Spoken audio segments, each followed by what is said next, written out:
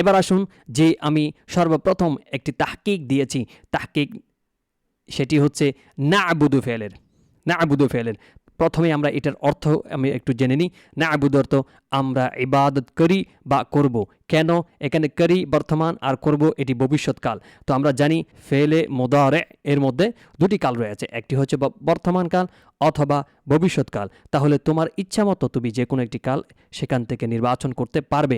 যেহেতু আমরা এটা সাধারণত সূরা তেলাওয়াত করি অর্থাৎ নামাজে পড়ি, সেই সময় আমরা এই না'বুদু শব্দটি আমরা উচ্চারণ করি, সেই জন্য আমরা বলি না'বুদু ইয়াকা না'বুদু, আমরা আপনার ওই ইবাদত করি, আমরা বর্তমানের অর্থ নিয়ে থাকি।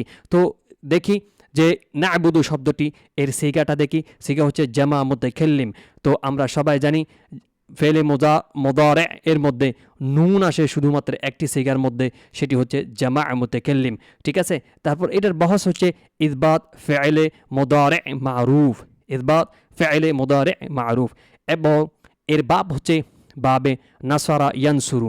নাসারা ইয়ানসুরু থেকে এটি আসছে নাসারা ইয়ানসুরু, নাসারা ইয়ানসুরু।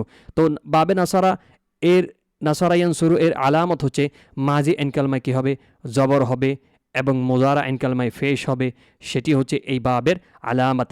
তো এবার আসে মাজদার, মাজদার কি আল ইবাদা, আল ইবাদাতু, আল ইবাদাতু। না'বুদের মাজদার কি আল ইবাদা। এবার আসো এটার মূল অক্ষর কি, মাদ্দা কি, মাদ্দা হচ্ছে কি আইন বা ডাল।